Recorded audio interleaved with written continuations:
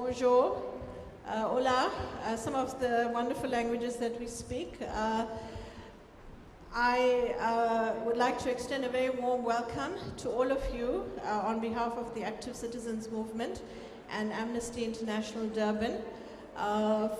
Thank you for joining us this afternoon to commemorate the International Human Rights Day that we are celebrating and commemorating today, as well as the International Anti-Corruption Day that was commemorated yesterday. My name is Gqubule-Mbeki, and I will be your program director for today. So I'd like to recognize the presence of the Gqubule family who have joined us today. Thank you very much for joining us, and we welcome you wholeheartedly. We apologize for starting a bit late, but we will catch up. We've had some technical issues. So I just want to make a few announcements. The bathrooms that are sort of outside, you just go through here. They are further down the corridor. There's one for ladies, and then if you walk further down, there's gents and ladies as well. So that's the bathrooms down there. Please, can you kindly switch off your cell phones or put them on silent? And we will now commence with the program. But before we do that, I would like to ask us to please observe a moment of silence for all who have passed in the struggle to ensure that we have our human rights, to remember Babita Deokaran, and everyone who has sacrificed for human rights. If I could ask you to please stand and just observe a moment of silence. Thank you.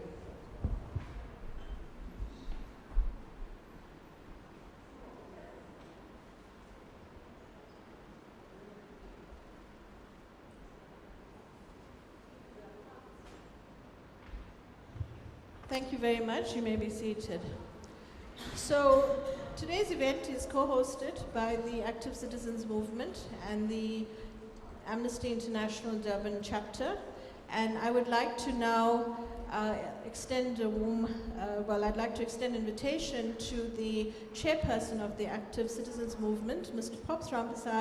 to come and to say a few words of welcome to you, Mr. Prof.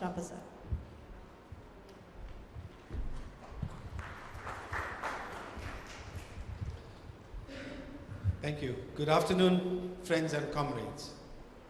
I have a simple task today to welcome the Deokaran family, guest speakers, and all of you on behalf of ACM and Amnesty International Durban. Today we commemorate International Human Rights Day. The theme for the next 12 months being dignity, freedom, and justice for all. It is therefore no coincidence that ACM hosts today's event at the 1860 Heritage Center. Adorning the walls of the reception area and the other rooms are pictures of veterans of our struggle against apartheid and oppression, who themselves were human rights defenders. The connection South Africa has with the Universal Declaration of Human Rights is that on this day in 1996, President Mandela signed our constitution into law. The UDHR certainly inspired our struggle against the system of apartheid and informed and influenced provisions of our constitution and its founding values of human dignity, the achievement of equality, and the advancement of human rights and freedoms, non-racialism and non-sexism, supremacy of the constitution and the rule of law, and accountable, responsive, transparent, and accessible governance. Unfortunately, nearly all of these still have to be realized, and they remain a dream. This is due to the fact that we are still faced with the persistent challenges of racism, xenophobia, and related intolerance, as well as poverty and inequality. In addition, we have seen the impact of corruption and malfeasance and non-existent service delivery. The continued high levels of human rights abuses and violations poses a threat to our democracy and the future of our nation. All the people of our land need to reflect on how best we can turn this situation for the sake of our country and the future of our children. We can only effectively address these challenges through collaboration and cooperation. And I must commend Comrade Neeshan, who is here representing the Defender of Democracy, for bringing many civil society organizations together to address the challenges that we face. We have in the past defeated apartheid, and we can do it now again and create that better life for all. I take this opportunity to thank all whistleblowers whom we regard as human rights defenders. I pay special tribute to Babita Deokaran, the late Babita Deokaran, courageous whistleblower who paid the ultimate price for speaking truth to power. Martha Ngoyi from PRASA, who is still being persecuted by PRASA. Athol Williams, who currently is in exile in the UK. Cynthia Stimple, who remains unemployed and unemployable. Our very own Punitha Naidoo, she's sitting right in front, she's a whistleblower. Karuni Naidoo, one of the first executive members of ACM, and we appreciate you being here today, Karuni. And of course, my dear sister and comrade, Thandeka, one of the SABC 8 whistleblowers. Welcome, and we salute all of you. Then there's also JVL from SARS. This list is by no means exhaustive. In conclusion, I congratulate Comrade Thandeka, who was recently appointed as a member of the National Anti-Corruption Advisory Council. This appointment is due to her nomination made by ACM. A big hand for Comrade Thandeka. I also congratulate Comrade and Advocate Seliso Tipanyani, who has been recommended by the National Parliament to the President as one of the 12 members of the new SABC board. Unless there's a change in President, these recommendations should be approved. And again, Comrade Seliso was nominated by ACM. So ACM is going beyond demonstrations and those kind of activities, and we want to make a real dent in the hierarchies of power in this country. Please join me in applauding these two human rights activists.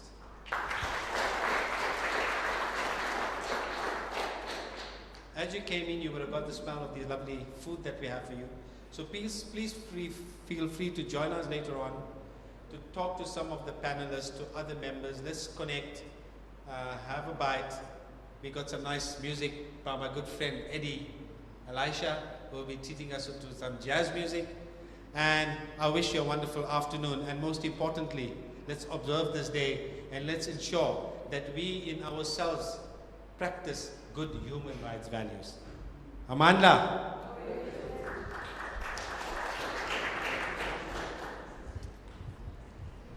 Amandla. Amandla. Viva human rights, viva. Viva human rights, viva. As activists, we can't not have some Amandlas in the audience, so thank you so much.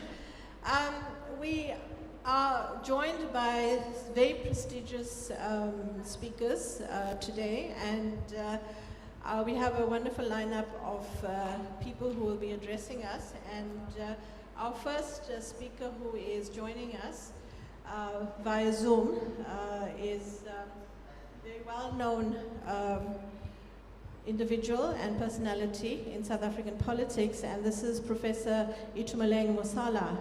And I would like to just briefly introduce him, and then we will invite him to address us.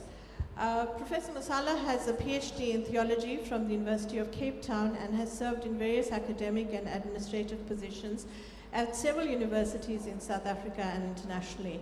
He has also served in various capacities in the South African government, including Chief Director of Higher Education in the Department of Education, Director General of Department of Arts and Culture, and he has most recently served as the head of the Secretariat of the Zondo Commission of Inquiry into State Capture.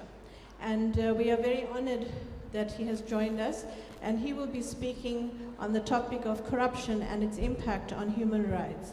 So, Professor Mosala, we invite you to kindly address us. Thank you very much. I should also mention that today's program is being live streamed publicly. Welcome, Professor Mosala. Thank you very much, Doc, and thank you, colleagues. I apologize that I couldn't be there with you in person today. I'm also apologizing for the possible interference and noise coming out of. I've tried to use my earphones to minimize any surrounding noise. But thank you. I'm delighted to be able to participate in this event today, and thank you for the invitation to be part of you and also part of the worldwide celebration of the Human Rights Day. It's not for me to convince any one of you or anybody about the absolute importance of this day and why it is that we should continue to commemorate and celebrate this day. I would like, first of all, to bring you also the greetings of the Chief Justice, Chairperson of the Judicial Commission of Inquiry into State Capture, Fraud and Corruption. We always inform him when we are invited to gatherings of this nature, because it is important for him to have a sense of the support that he continues to have, and he has asked me to please convey to yourselves his gratitude for the manner in which the Commission itself was supported, and the work of the Commission in particular was supported over the 4 years of its life. I will make a point later on about how we got to be at 4 years. The Commission was initially intended to run, I think, the very first time for 6 months, and then it was quickly changed to 18 months. But the rest is history, as they say.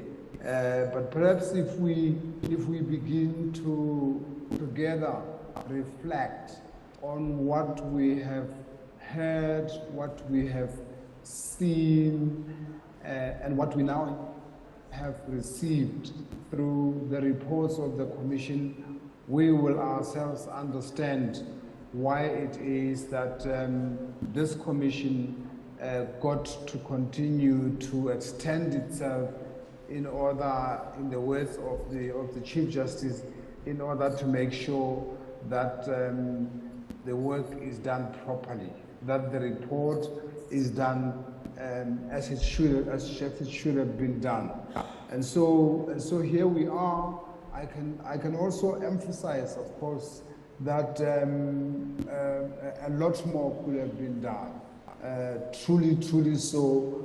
There is a lot that was left out, and we consoled ourselves by saying that if we were to talk in terms of a sample, a representative sample, of course we didn't test the sample, we were meaning to do everything that we were asked to do, but if we were to talk in terms of a sample of the crisis that our country was facing and continues to face, and the magnitude, a sample representing the magnitude of the problem that was beginning to eat away, not only at the democratic rights that we fought for, but at the heart of it, at the human rights accomplishment that we were beginning to work towards. You will understand that we would very much have wanted to continue a little bit more to make absolutely certain that this evil, this cancer that had enveloped our country can be exposed as much as we possibly could do. Let me go back and say my intention today is to remind us that our own struggle for freedom and liberation was always a struggle for human rights. I don't know if you can give me half a second to close a door here. There's an extremely irritating noise coming from outside. It'll take me half a second to do that.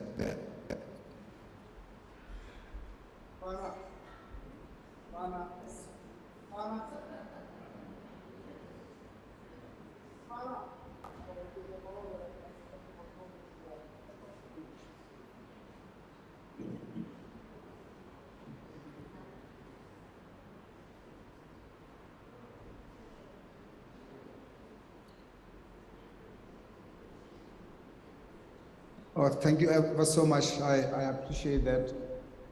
I appreciate that.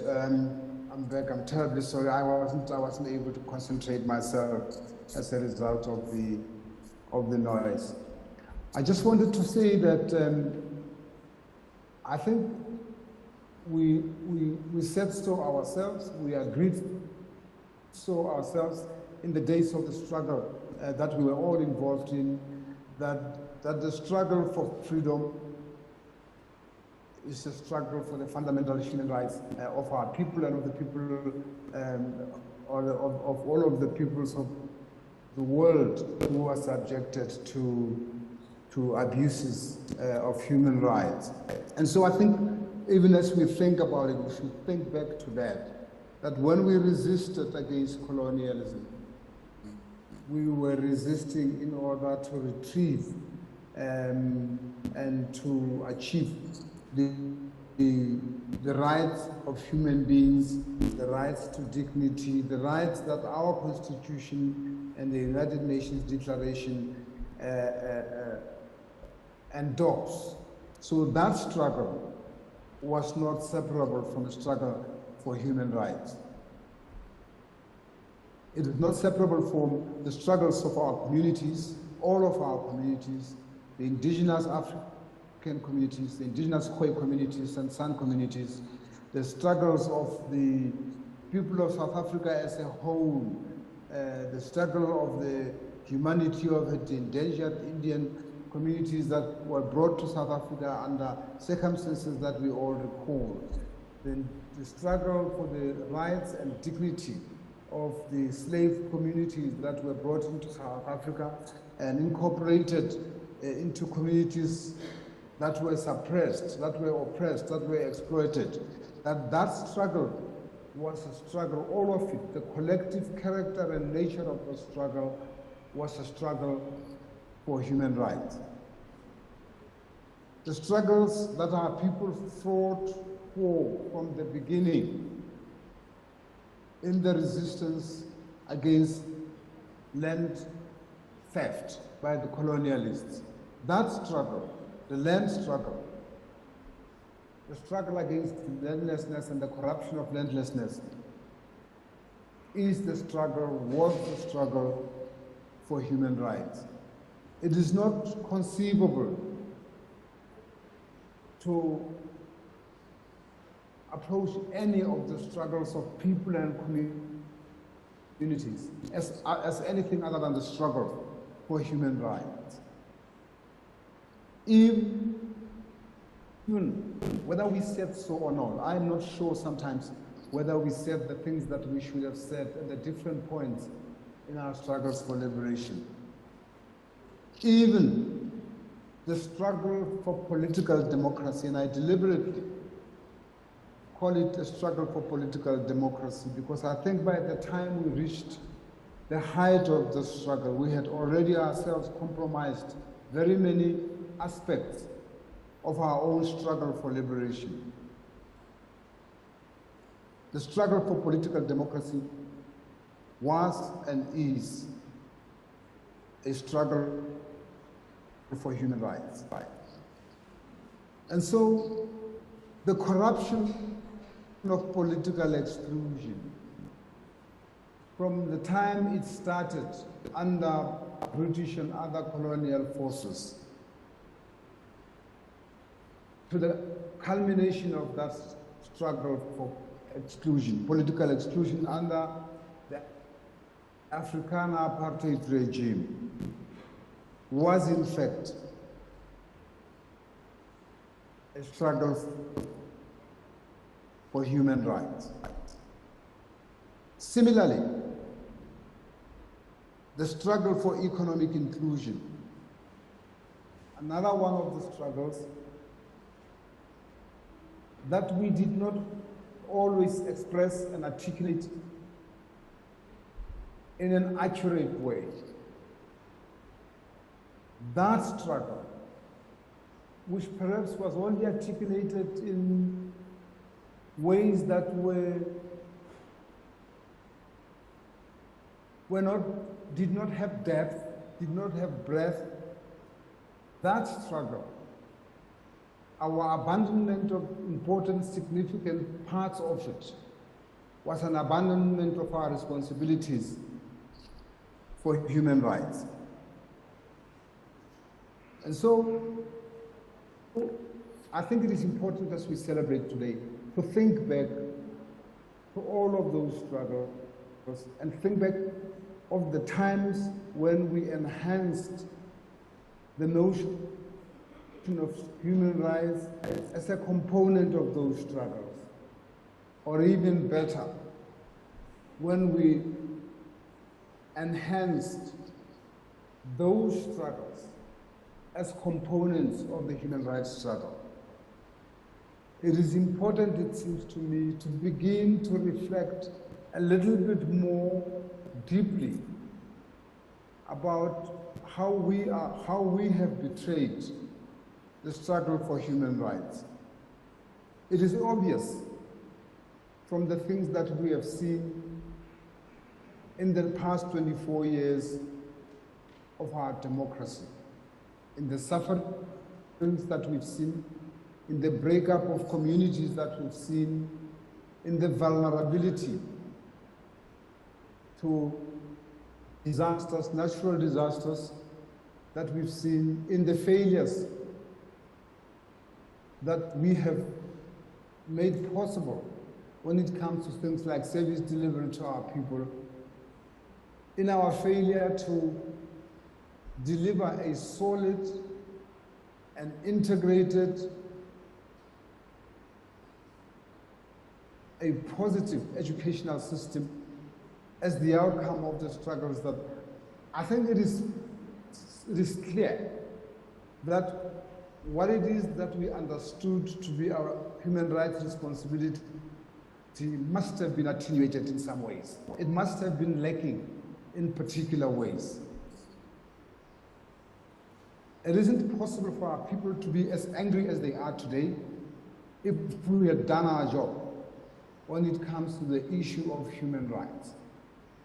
It is not possible for our social institutions in our country at the moment, if you look at all manner of things that are happening, if you look at how things even amongst religious institutions are falling apart, it isn't possible for all of that to be happening if we had not neglected our responsibilities amongst human rights. Our people are suffering